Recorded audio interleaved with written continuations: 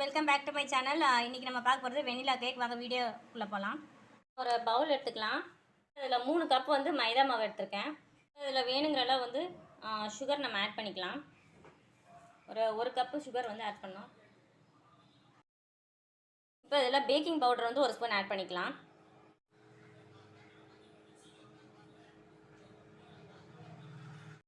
Packing சோடாவும் 1 spoon add பண்ணிக்கலாம்.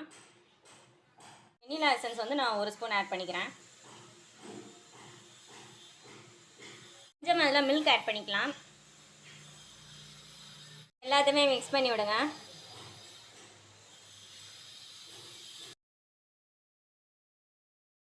இப்போ 1 cup அளவுக்கு நம்ம வந்து ஆயில் ஆட் பண்ணிக்கலாம். அதில் எந்த ஆயில்னாலும் ஓகே, ரீஃபைண்ட் ஆயில் ஏதோ ஒரு ஆயில் ஆட் பண்ணிக்கலாம். நம்ம பட்டர் கொஞ்சம் ஆட் பண்ணிக்கலாம். 1 ஸ்பூன் ஆட் பண்ணிக்கிறேன் நான். அதில் எல்லாத்தையுமே மிக்ஸ் பண்ணி விடுங்க நல்லா.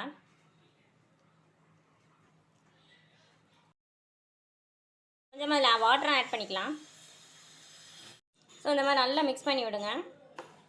நல்லா மிக்ஸ் பண்ணி விட்டு இப்போ இதை வந்து நம்ம எடுத்து வச்சுக்கலாம். பவுல் எடுத்துக்கலாம்.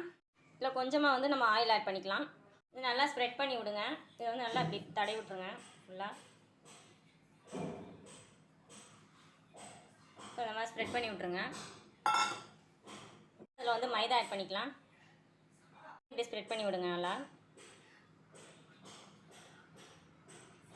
இதில் வந்து நம்ம எடுத்து வச்சுருக்க இந்த மிக்சரை வந்து நம்ம ஆட் பண்ணிக்கலாம். இப்போ வந்து இதை வந்து ஊற்றி வச்சாச்சு. இதை வந்து நம்ம குக்கரில் வைக்கணும். குக்கர் எடுத்துக்கலாம். அதில் இந்த மாதிரி ஸ்டாண்ட் வச்சுக்கோங்க. நடுவில் வந்து அந்த கிண்ணத்தை வந்து வச்சுருங்க. பவுலை குக்கர் உள்ள வந்து வச்சிடலாம். வச்சுட்டு இதில் வந்து மூடி வந்து நம்ம எடுத்து வச்சுக்கலாம். மூடி வந்து விசில் போடாமல் அப்படியே வச்சுருங்க. விசிலும் ரப்பர் போடாமல் கேஸ்கெட் போடாமல் வச்சுருங்க. அப்படியே வச்சு மூடி வச்சிடலாம். ஸோ இதை வந்து நம்ம ஒரு 1/2 அன் ஹவர் வைங்க. 1/2 அன் ஹவர் கழிச்சு நம்ம பார்க்கலாம். இப்போ இந்த குக்கர் வந்து நம்ம ஓப்பன் பண்ணி பார்க்கலாம்.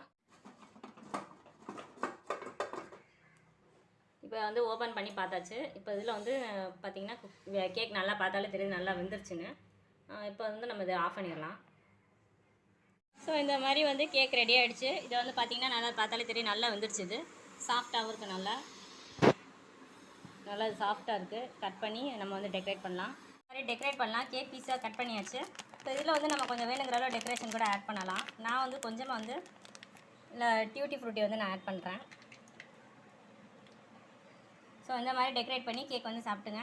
நல்லாயிருக்கும். ட்ரை பண்ணி பாருங்கள். லைக் பண்ணுங்கள், ஷேர் பண்ணுங்கள், சப்ஸ்கிரைப் பண்ணுங்கள். வெண்ணிலா கேக்கை வீட்டிலே ட்ரை பண்ணுங்கள். தேங்க்யூ.